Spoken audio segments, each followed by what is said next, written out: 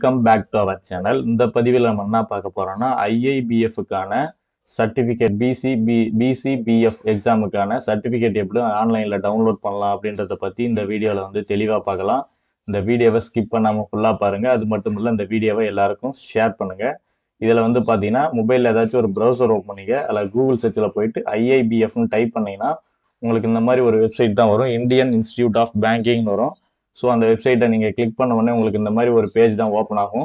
இதுலேயே டாப்பில் கொடுத்துருக்காங்க பாருங்கள், BC/BFன்னு கொடுத்துருக்காங்க பாருங்கள். ஸோ இந்த ஆப்ஷனை வந்து நீங்கள் ஜஸ்ட் நீங்கள் கிளிக் பண்ணுங்கள். கிளிக் பண்ண உடனே இதில் பார்த்தீங்கன்னா ரிசல்ட்னு கொடுத்துருக்காங்க பாருங்கள். அதுக்கு முன்னாடி பாருங்கள் ஷெடியூல் ஆஃப் BCBF எக்ஸாம் இருக்கு பாருங்கள். யாரெல்லாம் அப்ளை பண்ணணும்னு நினைக்கிறீங்களோ ஸோ ஃபஸ்ட்டு இதை கிளிக் பண்ணுங்கள். இதை கிளிக் பண்ணிங்கன்னா உங்களுக்கு வந்து பார்த்தீங்கன்னா ஷெடியூல் கொடுத்துருப்பாங்க. இதில் வந்து BCBF எக்ஸாமுக்கு எப்போ அப்ளை பண்ணலான்றத. ஸோ இதில் பாருங்கள் பீரியட் ஆஃப் ரெஜிஸ்ட்ரேஷன் கொடுத்துருக்காங்க பாருங்கள். இப்போ வந்து பார்த்தீங்கன்னா நம்மளுக்கு வந்து மார்ச்ன்றதுனால இப்போ எல்லாமே இப்போ ரெஜிஸ்ட்ரேஷன் பண்ண முடியாது. ஸோ எக்ஸாம் டேட் எல்லாமே முடிஞ்சிச்சு. இதுக்கு வந்து அப்ளை பண்ணணும்னு நினச்சிங்கன்னா இந்த இடத்துல வந்து உங்களுக்கு ஷோ ஆகும் அப்ளை பண்ணுறதுக்கு. ஸோ இதை பார்த்துட்டு நீங்கள் வந்து அப்ளை பண்ணலாம். இதிலே வந்து ரூல்ஸ் அண்ட் சிலபஸ் கொடுத்துருப்பாங்க, சென்ட்ரல் லிஸ்ட் கொடுத்துருப்பாங்க, அப்ளை ஆன்லைன் கொடுத்துருக்காங்க பாருங்கள். இதுக்கான ஸ்டடி புக்ஸ் வந்து என்னன்றத கிளிக் பண்ணிங்கன்னா 1 by 1 கொடுத்துருப்பாங்க. ஸோ இப்போ நம்ம வந்து ரிசல்ட் எப்படி பார்க்கலாம் அப்படின்றத பார்ப்போம்.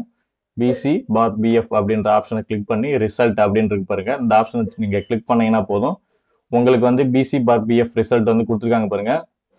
ஸோ யாரெல்லாம் எக்ஸாம் எழுதுனீங்களோ அவங்களுக்கான எல்லா நோட்டிஃபிகேஷன் கொடுத்துருக்காங்க பாருங்க. அதாவது கடைசியாக பார்த்தீங்கன்னா result BCBF examination 2nd March 2024 கொடுத்துருக்காங்க பாருங்க. கடைசியாக யார் எக்ஸாம் எழுதுனீங்களோ அவங்க வந்து பார்த்தீங்கன்னா இந்த லிங்க் இருக்கு பாருங்க. இந்த லிங்கை ஜஸ்ட் நீங்கள் கிளிக் பண்ணால் போதும், உங்களுக்கு வந்து பார்த்தீங்கன்னா நெக்ஸ்ட் பேஜ் பார்த்தீங்கன்னா இந்த மாதிரி தான் உங்களுக்கு ஓப்பன் ஆகும். இதில் பாருங்கள் எக்ஸாம்ஸ் வந்து கொடுத்துருக்காங்க பாருங்கள். என்ன எக்ஸாம்ஸ் அப்படின்றத நீங்கள் வந்து ஜஸ்ட் நீங்கள் செலக்ட் பண்ணுங்கள். என்ன எக்ஸாம் எழுதுனீங்களோ அந்த எக்ஸாம் வந்து செலக்ட் பண்ணிவிட்டு உங்களுடைய ரெஜிஸ்ட்ரேஷன் நம்பர், மெம்பர்ஷிப் நம்பர்னு கொடுத்துருக்காங்க பாருங்கள். இது வந்து நீங்கள் ஃபஸ்ட்டு நீங்கள் வந்து ஐஐபிஎஃப்க்கு வந்து அப்ளை பண்ணும்போது உங்களுக்கான ரெஜிஸ்ட்ரேஷன் நம்பர் கொடுத்துருப்பாங்க. அந்த ரெஜிஸ்ட்ரேஷன் நம்பரை வந்து இதில் என்டர் பண்ணிங்க. என்டர் பண்ணிட்டு எக்ஸாம்ஸ்லாம் முடிச்ச உடனே உங்களுக்கு அந்த ரிசல்ட்ன்ற ஆப்ஷனில் போயிட்டு நீங்கள் அந்த லிங்கை கிளிக் பண்ணோன்னே இந்த மாதிரி தான் வரும். இதில் வந்து உங்களுடைய ரெஜிஸ்ட்ரேஷன் நம்பரை வந்து என்டர் பண்ணிட்டு சப்மிட் அப்படின்ற ஆப்ஷன் கொடுத்தீங்கன்னா போதும். இதில் வந்து ஜஸ்ட் நீங்கள் இந்த ஆப்ஷன் நீங்கள் கொடுத்தீங்கன்னா போதும். ரிசல்ட் அட்வைஸ்ன்னு கொடுத்துருக்காங்க பாருங்கள். ஸோ இதில் இந்த ஆப்ஷன் நீங்கள் வந்து கிளிக் பண்ணுங்கள்.